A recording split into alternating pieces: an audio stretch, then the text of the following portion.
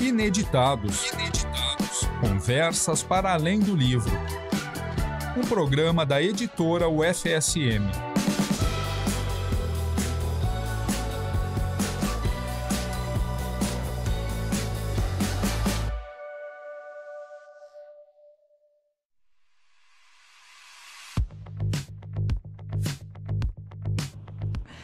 Olá para você que nos acompanha aí do outro lado, aqui é Jéssica Dalcin, @GDalcin no Instagram. Estamos com mais um Ineditados, Conversas para Além do Livro, o programa da editora da UFSM, aqui na UniFM 107.9.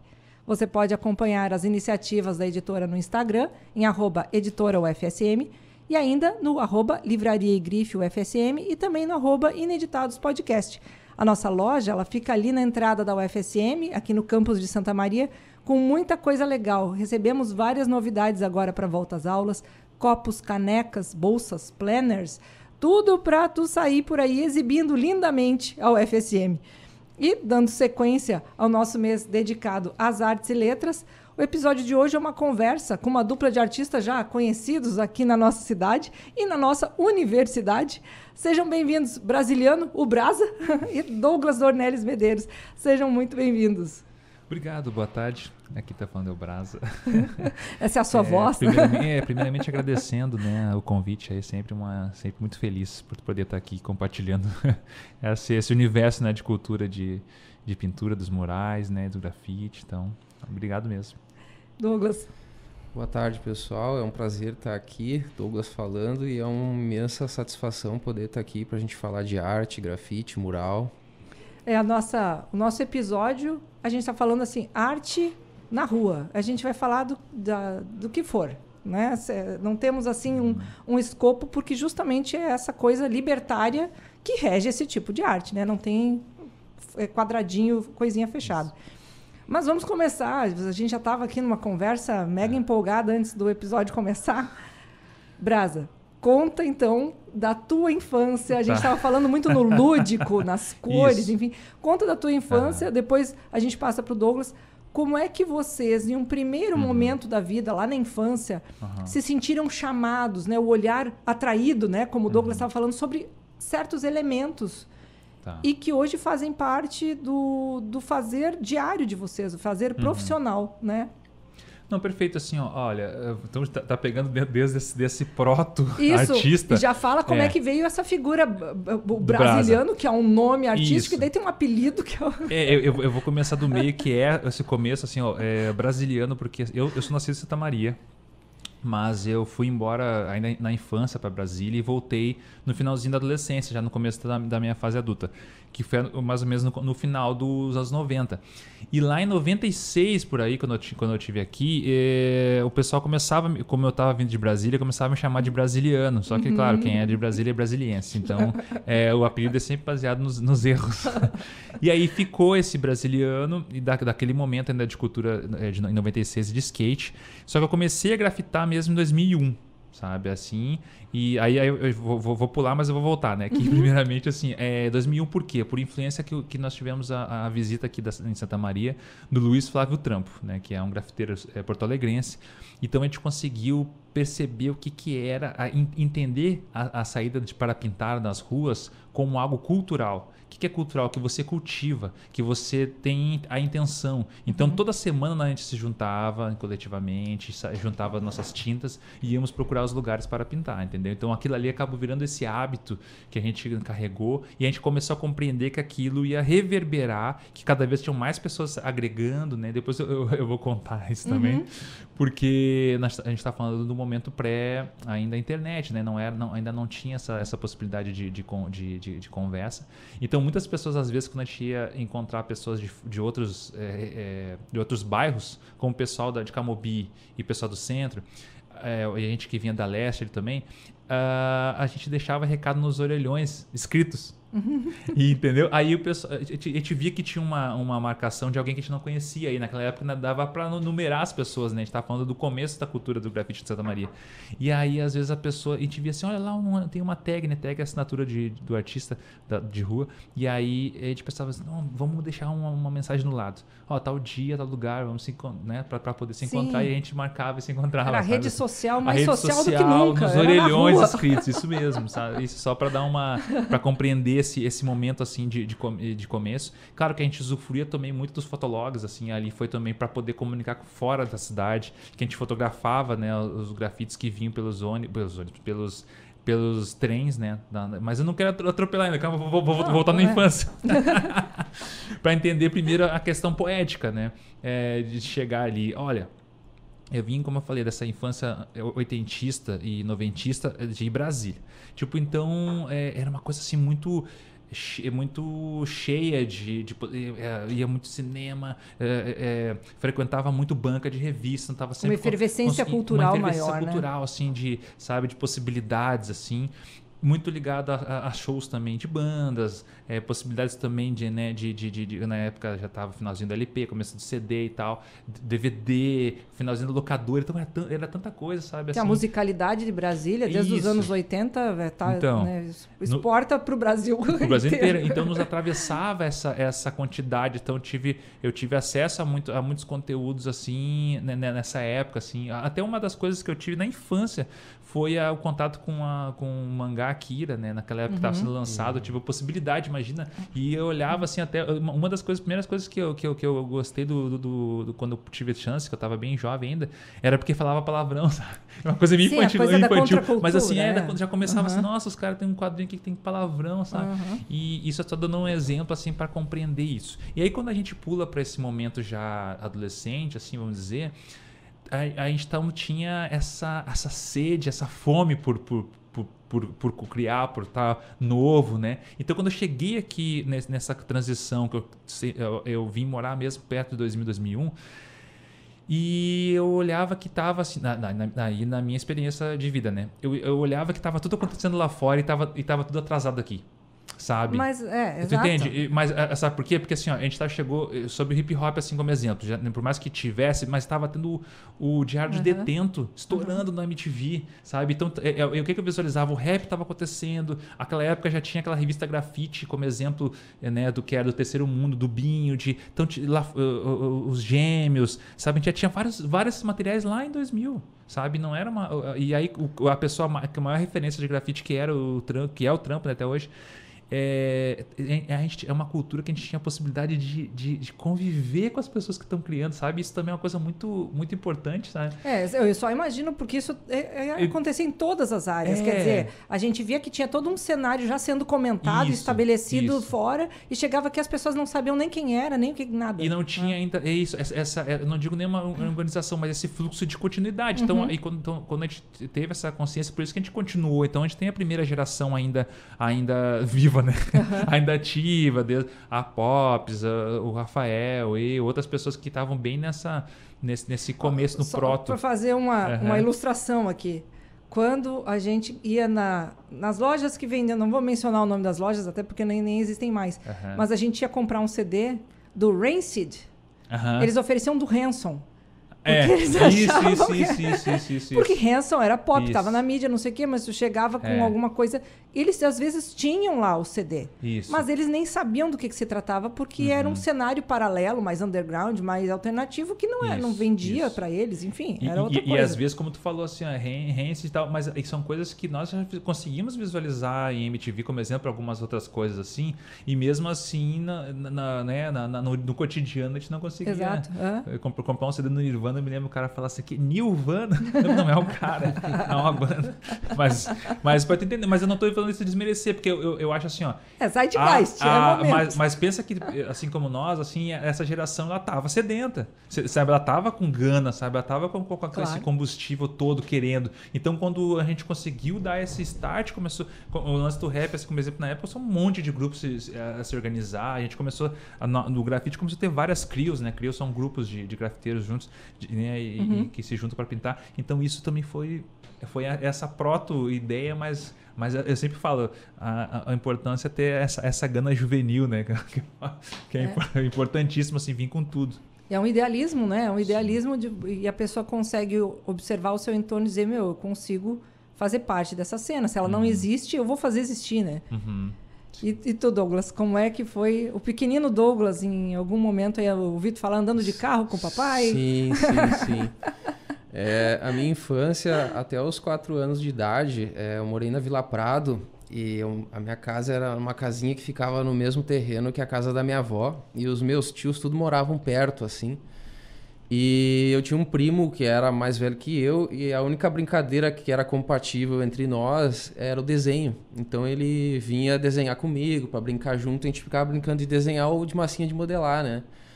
E eu passei a minha infância inteira querendo desenhar que nem o meu primo, tentando imitar ele, assim, porque eu ficava encantado, assim, com as coisas que ele desenhava. Eu digo, desenha um jacaré, ele, desenhava um jacaré. Eu digo, nossa, como isso?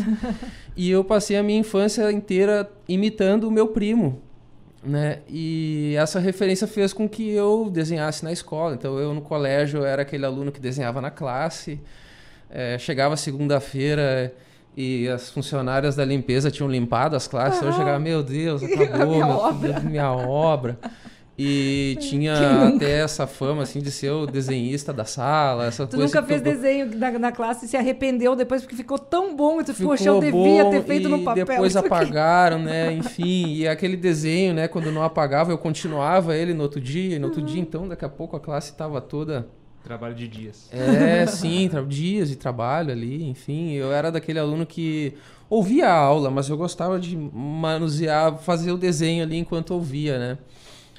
E então eu sempre fui alguém que gostou de desenhar, assim, até porque na sala de aula os meus colegas olhavam a classe, reconheciam, legal, tal, né? E aí teve a fase da infância ali para a adolescência, teve a fase do Dragon Ball, né? Que aquilo pegou, assim, aquela geração toda, então e desenhava lá os personagens do Dragon Ball, ou criava personagens a partir daquela lógica de construção dos personagens, né? Que era o estilo do Akira Toriyama.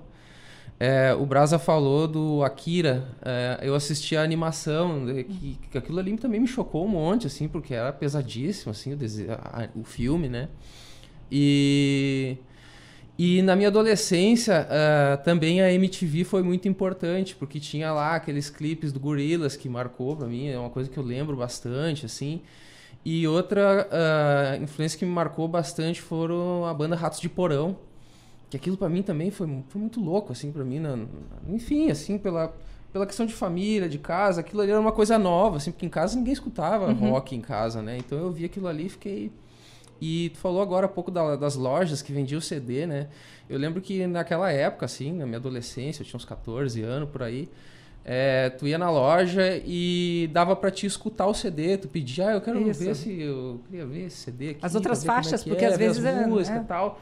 E eu botava ali essas músicas e ficava escutando, assim, não comprava nada, não tinha dinheiro pra comprar CD original na loja, muito menos, né? Então eu gostava de ir pra escutar, assim. Então, essa coisa do punk, essa coisa eu achava muito interessante, muito legal, assim. E na minha adolescência também, até eu tava comentando agora, conversando com o Brasa, que eu perguntei pra ele quando é que tu começou a fazer, porque eu lembro ainda das memórias, assim, da infância, início da adolescência e tal, que a gente passava de carro na frente do MASM, lá na parte dos fundos do MASM, e tinha uns 3 robôs que estavam na parede no alto, assim, eles estavam como se estivessem ali presentes no lugar, assim, né? Como se eles fossem mais 3 habitantes da cidade, assim, né? Essa coisa do personagem estar inserido no espaço ali, né? E aquilo sempre me chamou muito a atenção, essa coisa do personagem na rua, né? Aquele robô, aquele efeito do brilho no olho, aquilo sempre me chamou muito a atenção. Eu não sabia quem tinha feito, mas aqueles personagens sempre me chamaram muito a atenção, me instigaram, né? Porque eram presenças ali no lugar, assim, na parede, enfim, ele estava ali, né? Era uma... E eu acho que a criança tem muito disso, de pegar como se fosse uma coleção sua. Olha ali, eu vi aquele tá na praça. Aí daqui a pouco, olha lá, aquele atrás do Marx, do Masme é parente, é da mesma galera daqueles outros. É do mesmo mundo, é do mesmo universo. E aí tinha perto da Praça Saturnino ali, perto de onde era o Emaete antes, ali na Praça Saturno, tinha outro ali também. Eu lembro que eu via alguns na rua e eu achava, pau, que massa, sabe? É quase um subtexto, né? Porque, na verdade, tu conectou com alguém. Ele tá aqui ainda, ele tá... Ó, tem outro ali e tal, né? E aquilo sempre me chamou muito a atenção, assim. Então, depois que eu terminei o ensino médio, eu tentei o vestibular para artes, não passei. E no mesmo ano eu comecei a trabalhar, né? Arrumei um emprego num laboratório de próteses dentárias, trabalhei lá durante 3 anos. E nesse tempo aí eu quis voltar a estudar e tal, e na época tinha o cursinho pré-vestibular alternativa. E aí foi ali a chance que eu tive de entrar na faculdade e tal, entrar fazer o curso de artes, e foi na faculdade, durante o processo ali, que eu comecei a trabalhar desenho, trabalhar com uma pesquisa que era a criação de personagens, né? E chegou um ponto que essa pesquisa ela acabou indo para a rua. O professor que dava aula na época, o Lucieri, que era professor de desenho nessa época, ele começou a me sugerir aumentar o tamanho do papel. Aumenta o papel do A4 para o A3, o A3 para o A2. Daqui a pouco eu estava pegando papel pardo, colando na parede, e os personagens estavam grandão. E aí chegou um ponto que eu comecei a perceber a necessidade desses personagens ir pra rua também, sabe? Então, e sempre com aquela memória viva dos robôs, o quanto que era legal, o quanto que aquilo me fascinou ver, assim, aquelas presenças ali, sabe? E aí eu comecei a fazer meus personagens na rua também, assim, e eu conheci o brasileiro muito tempo depois, eu tipo, pô, que legal. E até agora há pouco eu tava perguntando pra ele, assim, pra mim ter certeza de que essa memória não era uma memória fabricada, porque eu lembro desses robôs, assim, de eles terem me fascinado muito, assim. E que bacana agora. Bom, a gente organiza a nossa agenda de acordo com as áreas do saber aqui. Daí estamos em um mês dedicado às artes e letras, e ontem tivemos um evento muito legal aqui na UFSM, o Isto é Cal, que teve a inauguração do teu mural, né, Douglas? Sim, ali, sim. Junto do térreo, né? Isso, E junto à reinauguração do grande mural que, desde os anos 90, né, adorna a frente do Centro de Artes e Letras, na época feito pelo professor Juan Moretti, que já é aposentado atualmente, e que coordenou muito bem esse restauro, de um jeito que... Bom, eu frequentava o Centro de Artes e Letras enquanto aluna na época da graduação, ali no fim dos anos 90 e início dos anos 2000.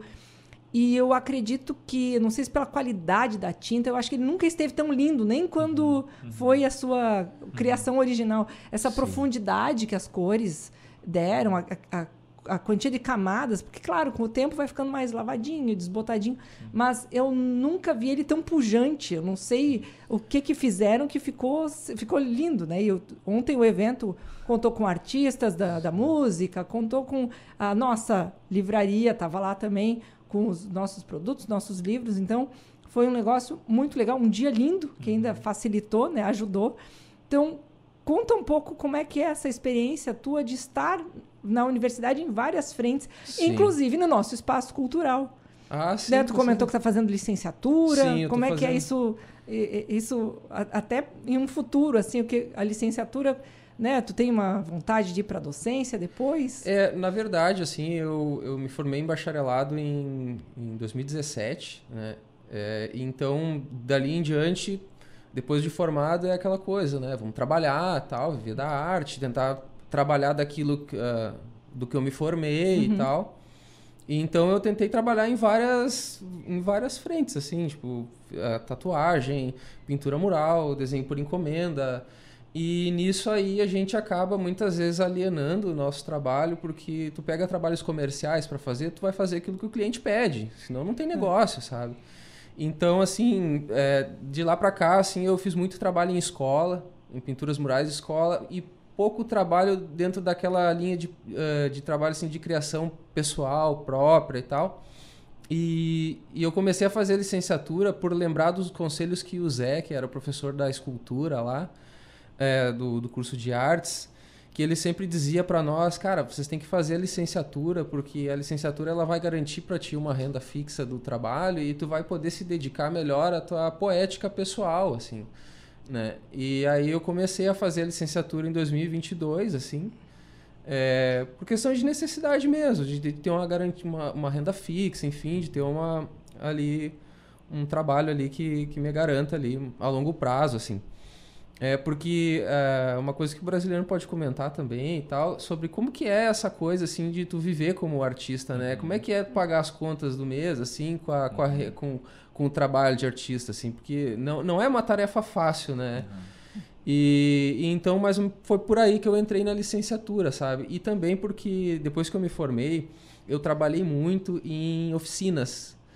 E começaram a me chamar para outras oficinas, o pessoal gostava do trabalho, do jeito que eu interagia com os alunos, do jeito que eu dava aula, porque eu sou o tipo de professor, assim, que gosta de explicar a coisa desenhando. E aí então os alunos gostam de ver o professor desenhando na hora, tal, no quadro ali e tudo.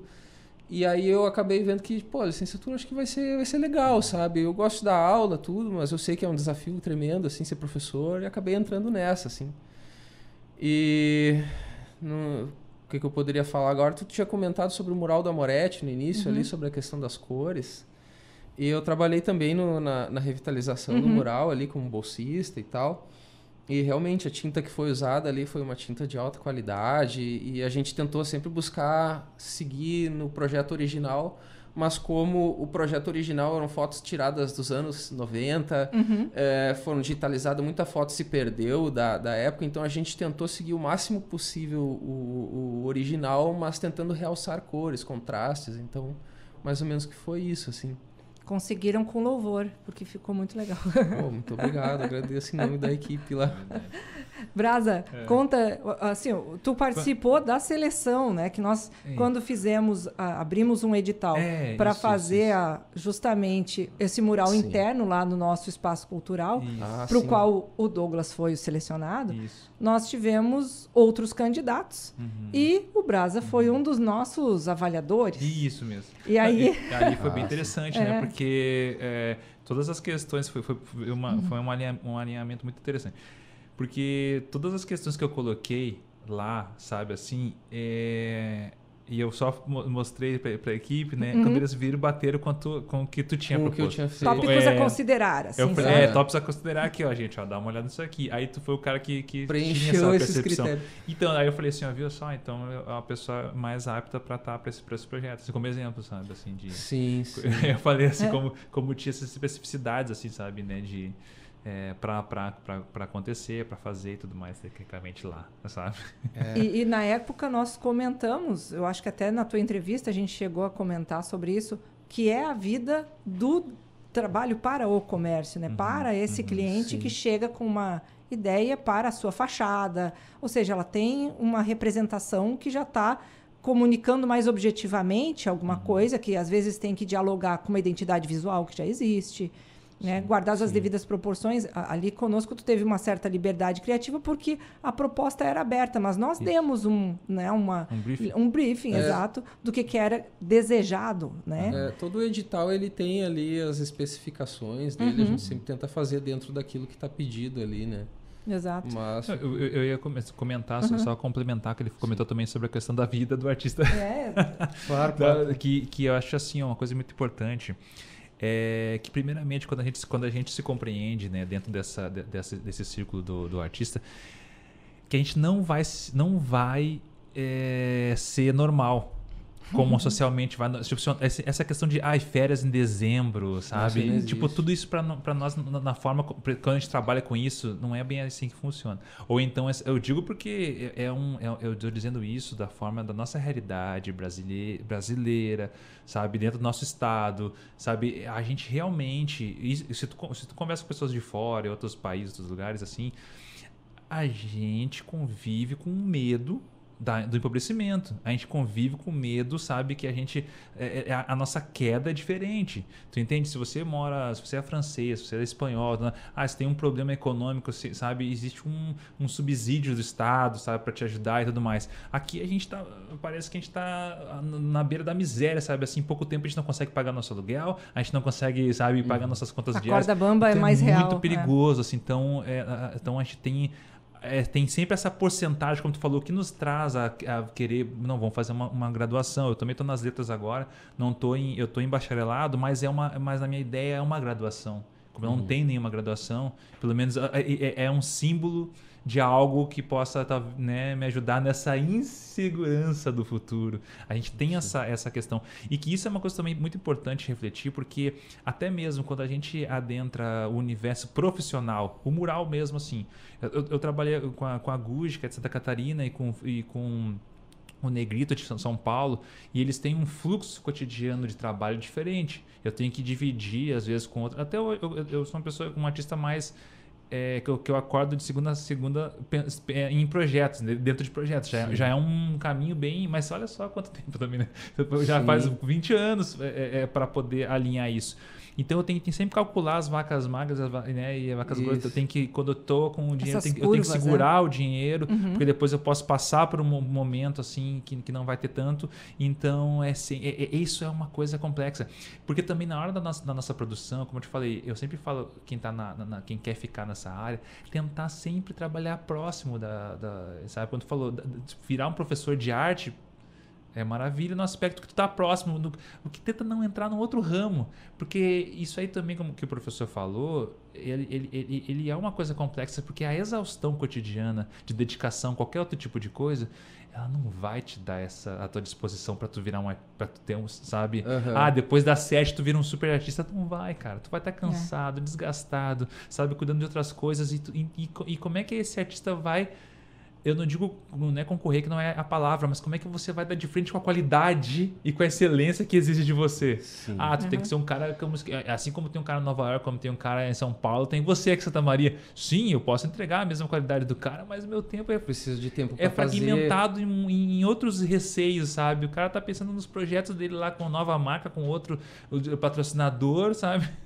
Tu entende assim? Sim. Por isso que a nossa reflexão sobre o ser artista, eu falo isso porque aqui nós temos assim, nós temos um curso de arte que forma muita gente, entendeu? Então, quando me convido para uma semana acadêmica, tanto do design quanto do negócio, quando as pessoas... Quantas mesas a gente já partilhou, né, Brás? Muitas mesas, e a pessoa pergunta assim, cara, e aí, como é que é a tua dica? A primeira dica é cuidado com o dinheiro, sabe?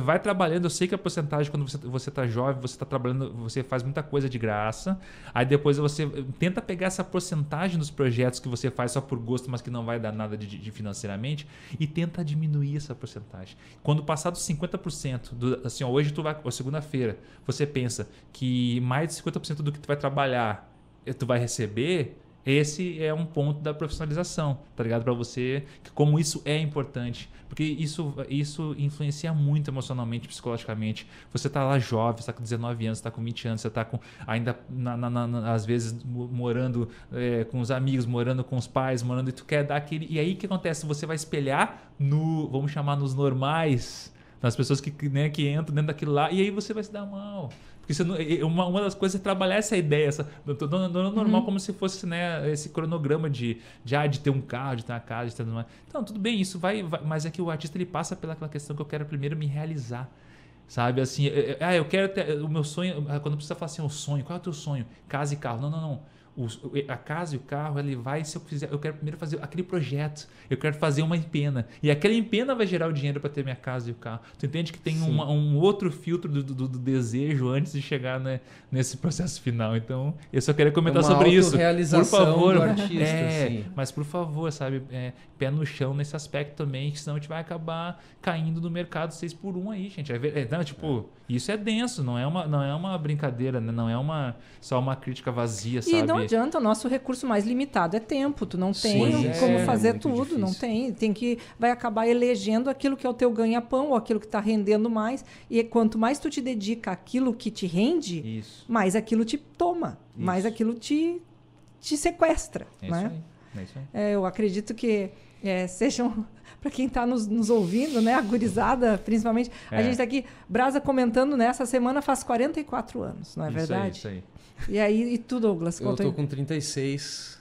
São praticamente 10 anos, assim, entre... Mais próximo, um pouco menos de 10 anos de diferença.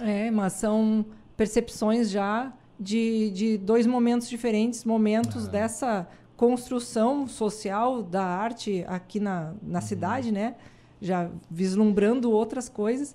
E claro, eu acredito que, embora sejam só 10 anos, a gente até pode falar assim de geração, né? Porque essa geração de espelhamento, né?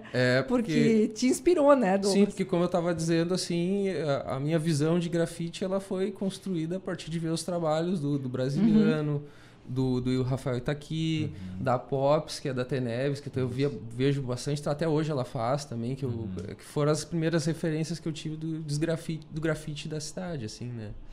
E aí quando eu comecei a fazer na rua, a imagem que eu tinha era desses trabalhos aí, assim, como referência, né?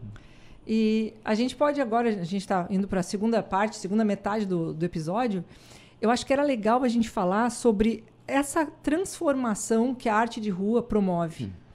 Seja no ambiente, no olhar, no horizonte, né? Que é uma coisa assim mais óbvia. Ah, claro, ficou mais legal, ficou mais bonito, mudou a paisagem, legal. Mas tem um lado patrimonial também, que eu acho que é muito importante, né, Braz? Como é que tu encara isso? Patrimonial? Não. Eu vejo assim, porque a gente consegue transformar o trato que era dado a um determinado espaço. Sim.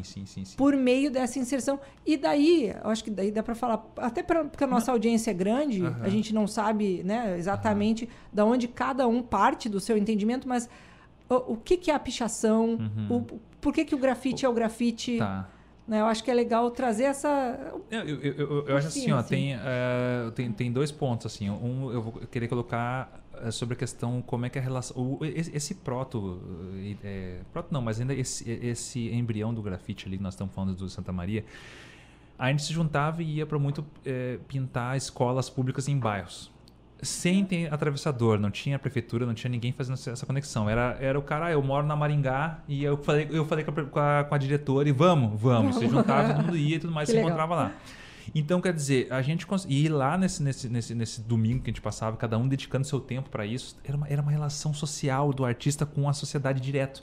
As pessoas passavam, elogiavam, querendo dar bolinho, biscoitinho, tipo, come aí, meus filhos, dão uma água, sabe? Eles se preocupavam com a gente. Inspiracional pra gurizada também. E além de ser visualmente essa questão, né, de estar as crianças... tinha uma gratidão, sabe? Por quê? Porque são lugares onde não tem cinema, onde não tem teatro, onde não tem, sabe? Tipo, não existe outras formas de cultura, de possibilidade. Mesmo museus não tinha essa relação. Então, gente, tu entende que, falando sobre periferia e bairro, esse é um impacto, sabe? Assim, de dialogar. Olha, esses artistas estão aqui, sabe? Tem esse símbolo. Mesmo que a gente era jovem, nem se via como artista, mas entendia esse brilho no olho das pessoas, admiração, e a gente também a gente era muito grato por poder nos desenvolver nesses ambientes. Então tinha uma relação direta, sociedade e tal. Mas a outra questão também, aí falando sobre centro e tudo mais, que é a urbanidade, né? Que é compreender como nossa sociedade coletiva funciona. Sabe, Santa Maria, eu tive impacto quando fazendo essa análise a Brasília e Santa Maria. Brasília é um lugar muito amplo, muito aberto, né, ensolarado e tudo mais. Santa Maria, ela tem as ruas do centro muito apertadinhas, sabe? Mesmo ruas centrais, quando tu vê, tu tá fechado e tá, sabe, cheio de sombras, assim. E tem também o hábito, quando eu cheguei pelo menos aqui, de pessoal cortar muita árvore. Então vira e mexe um lugar que tinha uma atmosfera assim arborizada, daqui a pouco virava só asfalto, calçada e prédio, sabe, assim. E eu ficava assim meio chocado com Santa Maria nesse aspecto. E o grafite, né, e essas expressões, elas ainda dão uma, sabe, para quebrar até essa percepção arquitetônica, sabe, da cidade. E não só pela questão das cores gerais, assim, ela ainda é para mim um reflexo assim, semiótico, que existe um pulsar ainda, sabe? Independente de ser pichação ou grafite, existe uma... como eu sempre digo, alguém que saiu de casa para usar tinta com intenção. Sabe, essa é a ideia, sabe? Isso para mim já é louvável, sabe? Você tem um sair. E aí, o contraponto disso, quando a pessoa quer criminalizar tudo mais, eu sempre falo sobre isso, né? Gente, é tinta, né? Tipo, no final das contas é tinta. Tanto que quando a gente tinha problemas assim com fazer uma analogia do passado, quando a gente tinha problema com polícia, qualquer tipo de coisa, e a gente chegava na delegacia, eles tentavam nos encaixar na destruição de patrimônio público. E aquilo ali a gente entrava com questão de recursos, né, com os nossos advogados, ou, né, da Defensoria Pública, e a gente nunca perdia. porque nunca caracterizou destruição de patrimônio público. Porque quando eu escrevo meu nome num orelhão na época, hoje em dia não tem mais orelhão, o orelhão não deixava de funcionar. Entendeu? Tipo, então quando a gente usava tinta em algum lugar, nunca deixava daquele lugar ser o lugar que é, então já não caracterizava, então a gente entrou numa lacuna jurídica que não conseguiam nos colocar, né? E depois, claro, depois veio a lei contra, daí se estruturaram sobre isso. Mas é só uma analogia pra gente compreender esse impacto, assim, mas voltando sobre, como tu comentou, sobre como é a nossa visão poética na cidade, na urbe, sabe? Essa lembrança, como ele comentou, assim, sabe? A nossa mente, ela é baseada nessa construção de lembranças de locais, né? Os locais, eles ganham significados, né, independentes para cada pessoa. E isso o grafite traz. Então, aí a minha questão, vou aprofundar um pouquinho. Essa coisa do grafite ser incorporado, porque são movimentos de contracultura, né?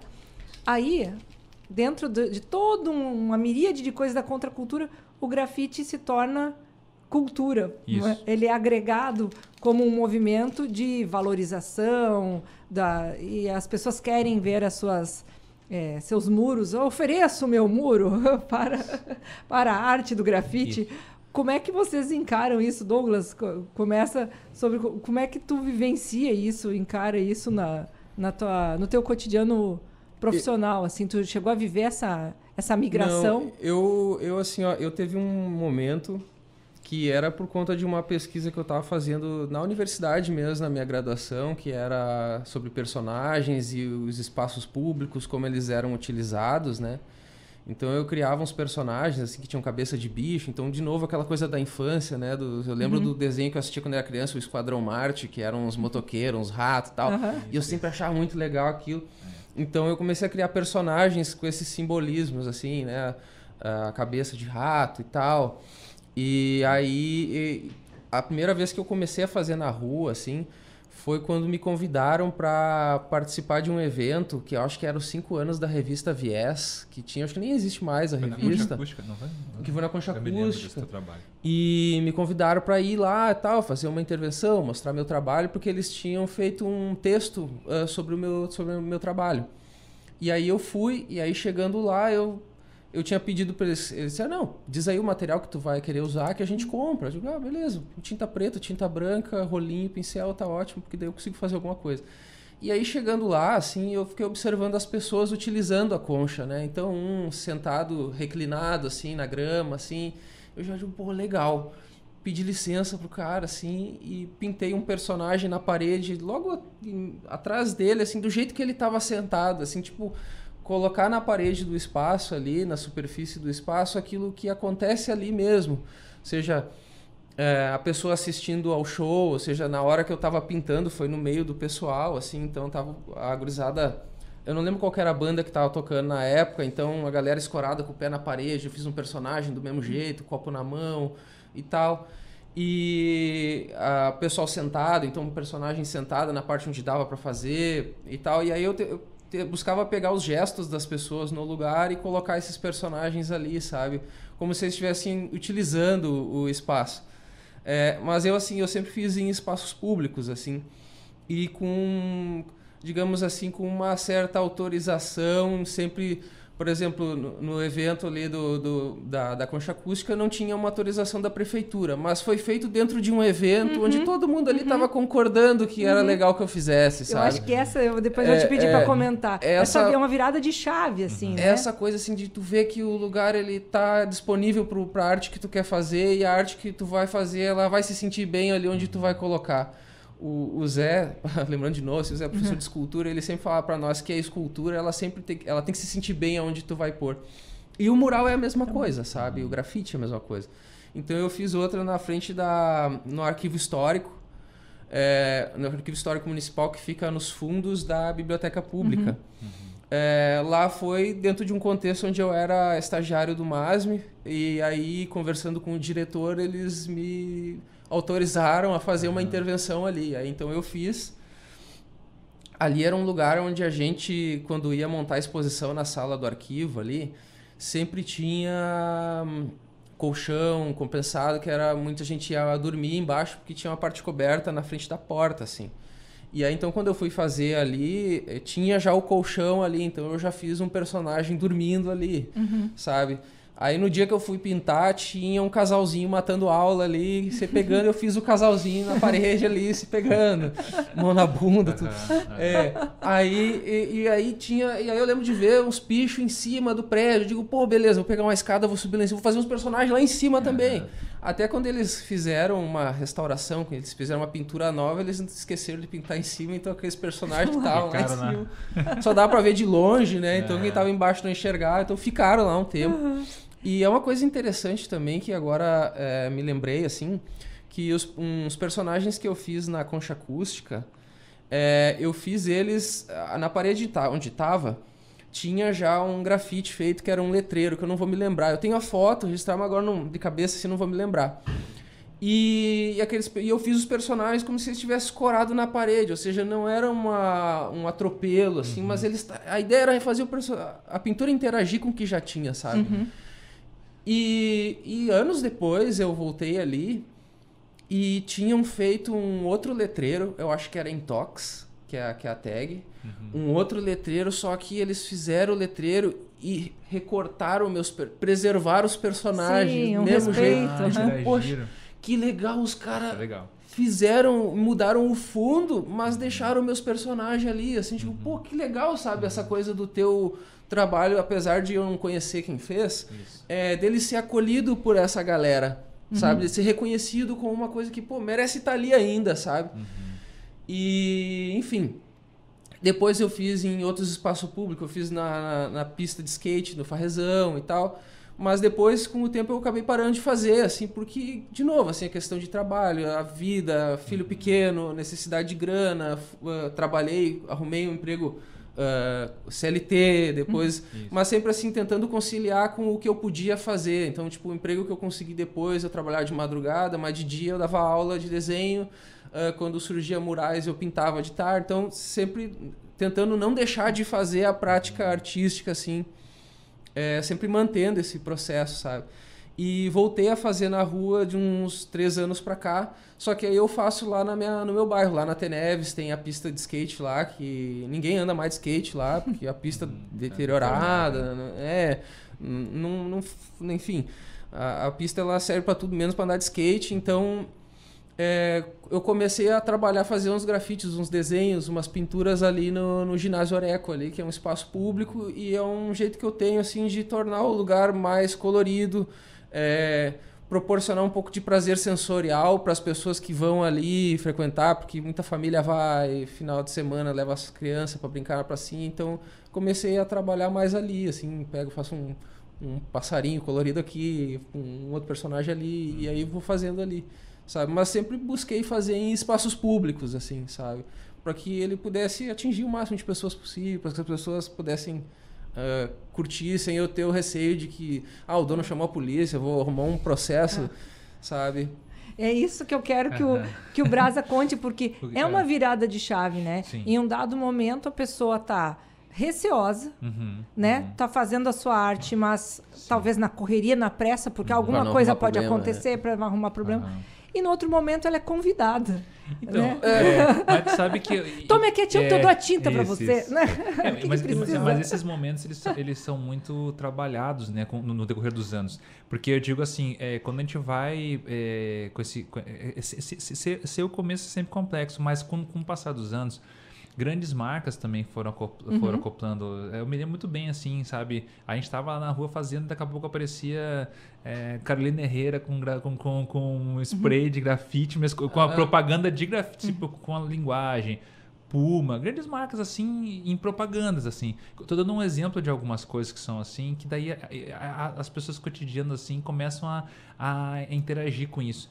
Então, assim, quando você faz uma análise se é bom ou ruim, olha, essas pessoas saíram daquelas bolhas, né, essa linguagem saiu daquilo e ela foi para outro. Para nós é positivo porque, como falou, isso vai reverberar o berço do que a gente está falando. Editais, Rouanet, então, Lei Paulo Gustavo, com vários editais abertos para murais. Editais específicos, isso que é importante, foi uma construção. Mas aí, para acontecer isso, tem que ter, como eu digo, dentro desse sistema também social, tem que ter gente engajada. Engajada é compreender que não é, sabe, qual é a necessidade cultural, sabe? Se tem, hoje em dia também tem nós temos aqui o Museu do Hip Hop, né, em Porto Alegre, então é um exemplo que pessoas que estão conectadas ali, muita coisa também passa por eles ali para vir para nós, porque eles estão olhando para essa né, para acelerar essas culturas, entendeu? Para dar essa base. Mas com certeza, nesses 10 anos assim, isso acontece. E aí eu também até chegar na UFSM, ser convidado para fazer também mural na CCCH, né, o Machado Esquece a Árvore Recorda, que é o nome do mural. Quando eu vou fazer também é como se fosse uma finalização de um ciclo, porque o UFSM é um símbolo social forte de santamariense, então eu estando presente aqui como um artista santamariense é uma validação de certa forma, muito né? forte, sendo que eu nunca fui, até aquele momento quando eu fiz o mural, eu nunca tinha sido estudante da UFSM, sabe? Agora só agora, assim, depois do mural, um ano depois que eu entrei nas letras, mas aquela relação foi muito importante, sabe, de compreender o ambiente, sabe, cultural e as forças que nós temos também internamente. Nós compartilhamos antes mesas sobre quadrinhos, né? Sim, então discussões sobre a arte sequencial, enfim, né? Então também tu tem uma trajetória. Fala brevemente aí do caminho dos quadrinhos. Isso, dos quadrinhos é importante. Assim, agora, o último lançamento meu foi pela editora Veneta, o quadrinho Valongo, né? E também um quadrinho histórico, falando sobre um período específico do Brasil, ali que aconteceu no Rio de Janeiro, sobre a questão de escravidão. Mas essa foi um dos últimos, mas eu quero comentar assim, né, geral, assim, de ter entrado também influência do Fred Rubin, porque ele começou como profissional, publicar, e a gente começou a se influenciar. Eu digo a gente, porque tem eu e o Thiago Crane que viemos depois também, como quadrinista, né, desenhista de quadrinhos. Aí a gente pensou, cara, se ele está publicando, acho que vamos pro mercado também junto com os... Aí a gente conseguiu, a gente frequenta muitos eventos, né, juntos, assim, nós três, assim, como exemplo. Mas isso também é uma efervescência, e uma coisa que o Douglas falou também, que como é importante a gente estar respirando a atmosfera junto com os nossos, né, com os nossos próximos. Isso é uma coisa que alimenta muito, assim, que nos acelera bastante, sabe, assim, nos nossos processos de desenvolvimento, sabe? Eu digo isso porque no começo do grafite a referência era de fora, e então dentro a gente tinha que meio que abraçar tudo, sabe? A gente tinha que fazer tag, fazer o bombe, fazer, sabe, pintura, sabe? A gente tinha que fazer as nossas próprias canetas, nosso material que a gente utilizava, a gente tinha que fazer com carpete, tinta, então era uma coisa química junto. Então, gente... E cuidava das redes sociais. Então, assim, hoje a gente consegue se concentrar mais, sabe? Assim, e também vislumbrar, assim, como as pessoas se desenvolvem. Assim, Douglas também é uma referência para mim, assim, sabe? De ver profissionalmente, quando ele entrega o trabalho dele, desde o momento da ideia, do processo e da aplicação, sabe? Ele é um super profissional, e isso é uma coisa que influencia muito, assim. E dentro, para quem... E poético, né? Não posso perder a poética, por favor. Não pode. Que é a potência da questão. Desculpa. O primeiro, ali pelo calçadão, eu acho que foi o que da Geiger, o teu... Foi o primeiro mural que tu fez ali, foi como grafite, eu acho. No centro? Tem algum ali no centro que é teu? Legalizado, não. Legalizado. A convite. Não, a convite... no centro, eu tinha por muito tempo um que foi um reflexo muito forte, que foi do Macondo, né? Que era uma referência. O do Macondo, claro, foi uma referência. Hoje ainda tem eu tenho um ali que é coletivo também, que é na rodoviária também, que é um que as pessoas ainda... Sim. É porque assim... Tem uma Brand ali também, né? Eu ia perguntar. Eu tava pensando a Brand, sim. Isso mesmo, tem mesmo. Desculpa que eu tô muito lugar para lembrar, mas isso mesmo. É porque acontece também, além do grafite é efêmero, né? Como falou, às vezes muita coisa que tu vê, era tapume e já acabou, já foi, né? Muita coisa. Mas essa questão também do tempo da arte, de fazer também ele com o tempo. Quando Tu ele lembra a primeira empresa que te convidou a fazer algo assim? Lembro. Sabe qual foi a primeira loja que me convidou? Foi a Gyps. Eu nem sei se... Não existe mais, né? Não, ela era ali na Dr. Bozano ali. Foi a primeira vez que me chamaram para fazer 2 murais dentro, assim. E eu falei, nossa, que legal, sabe? E ainda recebi uma em roupa e em dinheiro, uma parte. Assim, achei... Santa Maria acho que foi um dos primeiros. Faz tempo isso, né? Faz tempo. Porque a comemoração da festa da Gyps, depois dos murais, foi lá no Absinto. Gente, o Absinto. Então, tipo assim, tô fazendo analogia às coisas assim, né? Lá no Big, assim. Então, acho que nem sei, 2005, 2006, por aí. Eu acho que foi por aí, né? Até ter essas... depois só vai. Como você falou, hoje em dia a gente tá aí conseguindo levar a nossa poética e a nossa força para vários lugares bem potentes, assim. Eu acho que é interessante fazer aqui um pequeno recorte que a questão do profissionalismo, quer dizer, o artista é artista, sim, mas na hora de entregar um prazo, na hora de fazer um orçamento, na hora de dizer que vai executar, de que forma, isso reflete a consistência e a seriedade com que a pessoa leva o seu trabalho. E isso promove outras oportunidades para que a pessoa se estabeleça assim como artista, mas consciente dessas intencionalidades e, afinal de contas, fazendo da arte o seu trabalho, sem ter que pipocar em outras frentes, em outras coisas, né? Ter que se virar nos 30, nos 40, nos 50. Que tiraria nossa atenção, né? Então eu acho que é legal se vocês hoje conquistaram esse espaço, é muito em virtude da seriedade com que levam isso como profissão, a arte como profissão, né? A gente passa muito tempo, só para comentar, assim, a gente passa muito tempo hoje. Eu entendo que quando a gente tá novo, a gente fica com gana de fazer as coisas, mas hoje em dia a gente faz muito mais tempo em reunião e muito mais tempo em organização para planejar do que produzindo em si. O tempo de produção ele é menor, o mais é mesmo essa articulação.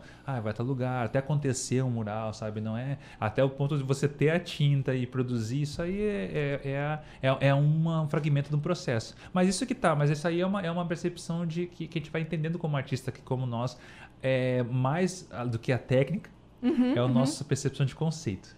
É a construção de mundos. Construção de universo. Então, e essa construção, transformar essa abstração, né, em materialidade. Esses mundos, né? Então essa materialidade, materializar isso normalmente não é a prática, não é só chegar todo dia e levar. Não, é importante para nós tecnicamente. Eu não vou desmerecer porque a gente tem que desenhar todo dia. Sim, tem que desenhar todo dia para não perder essa mão, como diz. Mas eu acho que chega um ponto que a nossa ideia e nossa percepção de como eu falei, de conceito, ela tem que se expandir muito mais rápido do que nós conseguimos desenvolver, entendeu? Acho que ganhar essa idade, esse tempo de produção é aprender isso também, é maturidade, acho que é isso aí. A maturidade artística, né, eu quero dizer. Mas que vem com a idade também, né? Tem iniciativas que a pessoa pode se afobar num primeiro momento, se é muito jovem, acha que vai dar conta, não dá. Isso. Né? Então, esses são atropelos, às vezes, que a pessoa consegue respirar melhor, organizar. Com a coisa que é muito importante na profissionalização de qualquer coisa, que é o prazo. E aí e aí eu digo mesmo na questão do quadrinho lá, nossa, se você queimar uma vez, queimar duas, talvez não vai ter a outra oportunidade, entendeu? Porque não, sabe... Não vai funcionar, a gente sabe como é que sabe? Já não vai... Isso é uma coisa básica, assim, mas parece básico, mas não é, lógico. E trabalhar com pressa não dá certo. Pois assim, tu tem que ter um tempo... É autoconhecimento também, a pessoa saber como é que ela funciona, quanto ela consegue fazer. Mas o tempo real que tu consegue entregar aquilo. Tem gente que consegue produzir rápido, em menos tempo, um trabalho de qualidade. Tem gente que leva um tempo maturando, né? Outro dia, já faz um tempo assim que eu tava conversando com um colega, o Polim, que ele também trabalha com arte de rua e tal, faz pintura sob tela, é um artista que trabalha com pintura, assim, desenho muito criativo, muito bom. E aí a gente estava conversando sobre projeto de mural, falando nisso, assim, aí eu falei, um projeto tal lá, eu levei uns 4 dias para fazer. Aí eu perguntei para ele, e quanto tempo que tu leva para fazer um projeto? Ele, 5 minutos. Sabe? Então existe uma diferença muito grande de artista para artista, quais os motivos, qual que é o método, qual que é a lógica que ele cria, a estética que ele trabalha, né? Então é uma coisa que varia muito, sabe? E a gente tem que estar sempre... Então, assim, um jeito que eu achei, assim, que para mim funcionou, assim, que desse tempo todo, desde que eu me formei, que eu tô me vendo assim como um artista que precisa se virar como profissional, como alguém que tem que manter uma qualidade do trabalho e uma constância de produção, assim, é que mesmo quando eu trabalho nas oficinas, assim, que eu dou aula, eu trabalho em projetos sociais que também são financiados por leis de incentivo à cultura, né? Eu trabalho numa ONG, que é a ONG Nossa Vida, Sua Vida, e trabalho também em outros projetos que funcionam em escolas, né? No contraturno, aula de desenho, pintura e tal. E nessas aulas, assim como não é uma aula que está inserida dentro do programa da escola, não é uma aula de artes dentro do currículo, é no contraturno, é fora, então ele é bem mais livre. Então, por exemplo, se eu trabalho com aquilo que é interesse dos alunos, qual é o tema que vocês querem trabalhar? Eu preparo a aula e trago. Mas a minha aula, ela é em si própria um processo criativo, onde eu desenvolvo um processo criativo que é meu, mas também eu desenvolvo um processo criativo com os alunos. Claro. Né? Porque às vezes para te explicar uma técnica ou alguma coisa, sei lá, uma aula de perspectiva, que é uma coisa assim que é bem chata de ensinar, assim, porque não é fácil, sabe? 1, 2, 3 pontos de fuga, a coisa complica. Mas enquanto eu estou explicando, eu também estou aprendendo e eu também estou criando ali, sabe? Então, assim, com o tempo eu comecei a aprender que até dando aula é um processo criativo, sabe? E aí, assim, eu acabo que não é um prejuízo, sabe? Eu não deixo de trabalhar com arte. Cada aluno é um. Cada aluno é um, cada um tem vai ser as suas subjetividades, assim. Inclusive, ano passado eu montei uma exposição que ela foi aprovada em edital no MASM, né? E aí eu montei uma exposição com os trabalhos das minhas alunas, assim. 3 delas eram de projeto social e uma ela era aluna particular, mas cada uma tinha as características muito bem definidas no seu trabalho, assim, e desenvolveu a sua subjetividade. Então, assim, para cada aluno é um processo diferente, para cada aluno eu acabo dando uma aula diferente, assim, e eu também aprendo e me alimento disso aí, sabe? E então, para mim, assim, trabalhar dando aula também não deixa de ser um trabalho artístico, criativo, poético, né? E uma coisa que o brasiliano estava falando, assim, sobre o lance da gente ter sempre essa constância, né? Que exige de nós mesmo que a gente esteja todos os dias, 24 horas por dia, respirando arte. Isso era uma coisa que os meus professores falavam lá. Vocês têm que respirar a arte, comer a arte, dormir com arte. E o Zé, ele tinha uma fala, que ele tem várias falas assim que a gente nunca esquece, né? Que ele diz assim, a arte é como uma namorada ciumenta. Se tu não viver pra ela, ela te larga, sabe? Então é isso, assim, a gente perde a mão se a gente deixa de fazer, sabe? E a gente tem que estar sempre nessa constante, assim, de envolvido com o processo poético, criativo. Eu quero comentar sobre essa questão das frases. Também na minha escola de vida, também tenho muito ligado a que eu escuto de crianças. E tem duas percepções de criança que foi o seguinte. A primeira, uma vez eu estava também na praça da cidade fazendo também um evento. E aí a criança falou assim, nossa, se eu desenhasse assim, eu desenharia todo dia. E isso foi uma coisa que você assim, caraca, eu às vezes tô com preguiça e ele tá falando de mim, sabe? Eu tenho que desenhar todo dia. E a outra foi assim, ó. Que amor, o prazer que ele tipo teria, assim, né? Todo dia desenhando. E eu fico aqui enchendo o saco, cala a boca e desenha, né? E a outra era que falou assim, ó, me pediu pra desenhar um desenho específico, acho que era um Yoda, uma coisa assim, só que eu tenho essa coisa de desenhar sem olhar, né? Então, tipo, de lembrança. Jeito, né? Só que tá, eu falei assim, mas eu não me lembro como é que é. Aí a criança falou assim, ó, não se preocupa, faz do teu jeito. Cara, vai dar certo. Daí aquilo ali também foi muito libertador, assim, porque daí a lógica, eu me lembrei também que a criança é uma coisa assim, quando você pede pra ela qualquer tipo de desenho, ela vai. Depois, quando fica adolescente, ele fica muito inseguro e não desenha mais nada, ele tranca tudo, né? Porque acha que vai ficar tem que ter feio. sempre uma referência. Mas a criança não é só pra referência. Tipo, tu pede qualquer coisa assim, olha, um ET em cima de um morro embaixo do planeta e tal. Aí ela vai lá e vai, ela não tá, ela vai direto produzir.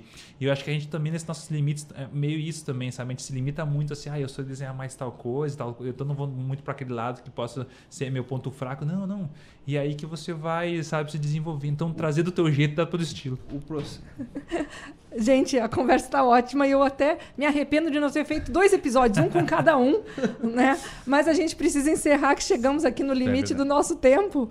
E já fica, então, previamente já o convite para vocês retornarem. Muito obrigada, Brasa, Douglas, por Obrigado. estarem aqui nessa conversa tão agradável. Você, pessoal. Obrigado. Você que nos Até o próximo. acompanhou até agora aí.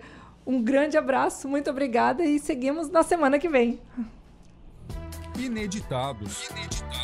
Conversas para além do livro. Um programa da editora UFSM.